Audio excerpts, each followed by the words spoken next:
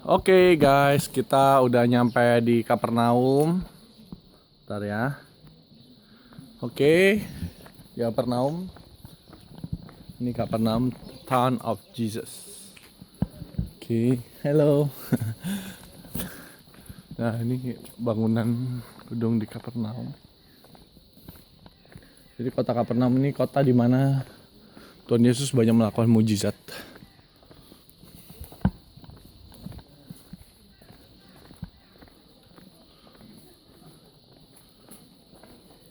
Tadi kita udah ngelewatin Danau Galilea itu, Danau Galilea di sebelah situ, di mana Tuhan Yesus meredakan badai, bertemu dengan murid-muridnya pertama kali, juga menangkap ikan sampai jadinya banyak itu. Nah ini bekas reruntuhan danau, bekas reruntuhan kota Kapernaum kali ya. Seperti zaman-zaman era Bizantium. Oh ya itu ya, Mm-mm. bangunan asli ya, Iya. yang dari Tuhan Yesus ada. Oke.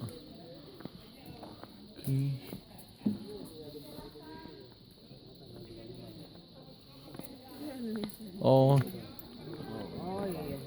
Oh berarti mereka nggak bawa paspor dari Indonesia. oh orang Indonesia. Oh, halo. From Israel. Iya dari Bidang. Iya kita bayar dulu ya. Boleh ngomong sesuatu nggak untuk orang Indonesia, Pak Romo? Ngomong apa maksudnya? Mungkin apa nih? Saya mau masukin YouTube dekat tentang kota ini. Ya, oke, selamat datang di Kapernaum. Ini kota Yesus. Semoga semakin banyak orang datang ke sini untuk bisa melihat kota Yesus. Dulu ini pemandangan yang setiap hari dilihat Yesus, Petrus dan rasul-rasul yang lain. Oh, terima kasih Romo. Mau dari mana?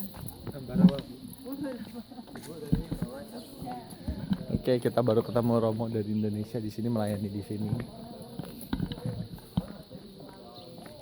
Luar biasa, ya, seperti rumah Petrus. Oh, rumah Iya, Petrus. semua ini. Ya hanya ini rumah Petrus ya. Oh. Yang sana tetangga Petrus. Oh, Ya, bagaimana arkeolog tahu ini rumah Petrus? sorry. Bisa tahu Ini rumah Petrus, guys. Ada beberapa alasan. Simon Petrus. Ya. Satu, karena rumahnya dari zaman Yesus yang bawah, bukan ini konstruksi persegi 8, bukan yang ada di bawah, batu-batu di bawah sana yang bulat. Ya. Rumah ini lebih luas kalau dibandingkan dengan rumah tetangga. Kami tahu dia tinggal Petrus di rumah ibu mertuanya yang kaya. Dia bilang itu rumah lebih besar di luar. Ini satu alasan. Alasan kedua, karena arkeolog menemukan konstruksi ini ya, 3 bagian. Ada 3 bagian, persegi 8. Ini biasanya didirikan zaman Bizantium di atas tempat penting. Atau rumah orang penting menjadi gereja, Domos Ecclesias, gereja di atas rumah Petrus di mana juga Yesus tinggal ya selama 3 tahun. Alasan ketiga, di bawah arkeolog menemukan grafiti tulisan. Kalau Anda mundur sedikit, lihat ke atas, ini motifnya. Mereka menemukan, lihat alfa, omega, pi untuk Petrus, ya. Ini motif yang ditemukan di bawah. Dan juga rumah ini paling dekat dengan air karena dia orang nelayan, ya. Dan perahunya di sini dekat. Dan rumah Petrus dan sinagog. Ini 2 hal yang paling penting yang ditemukan di sini. Sinagog tempat ibadat Yahudi. Ya. Pada waktu itu orang Kristen semua yang pengikuti Yesus semua orang Yahudi. Ya, belum orang asing gabung. Ya, abad pertama hanya orang Yahudi. Sampai Petrus membaptiskan Cornelius orang non Yahudi pertama dan pelan-pelan semua gabung umat lain, bukan hanya Yahudi. Oke, kita ke sinagog. Kemarin Anda sudah melihat sinagog di Nazaret. Ini aku foto. Sa.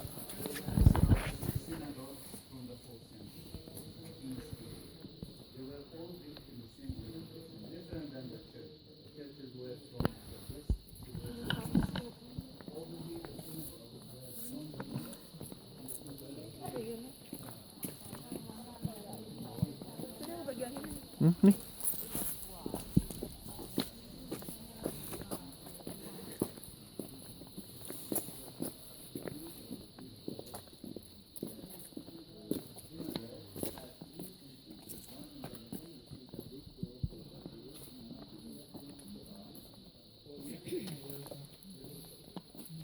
Ini sinagog, guys. Itu tadi rumah Petrus yang di sana.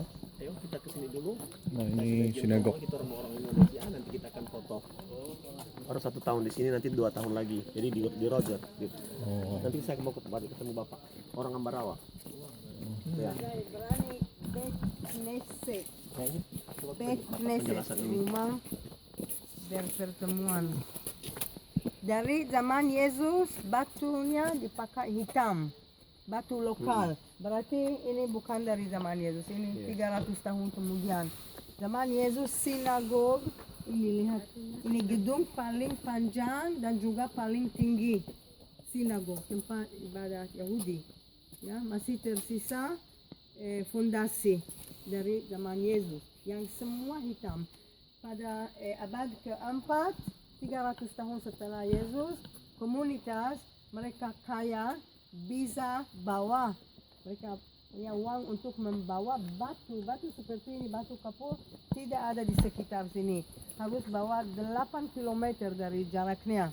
Dan batu besar seperti ini dibawa dari 8 km, ya, sulit sekali. Tapi mereka punya uang untuk mendirikan sinagog.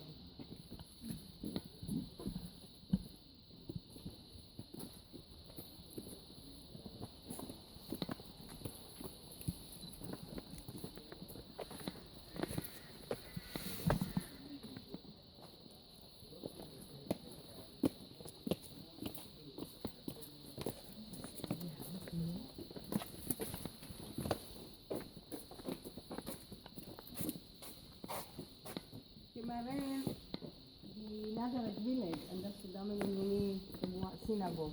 Sinagog ada beda, style, gayanya beda, gaya ya, beda.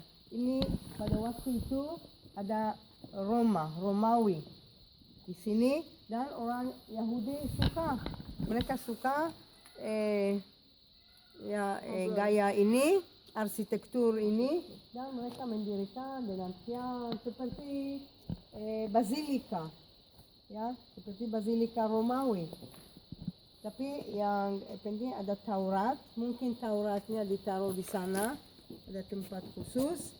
Dan kalau untuk berdoa, mereka ya di atas roda, ya, dan mereka membawanya dan berdoa menuju Yerusalem.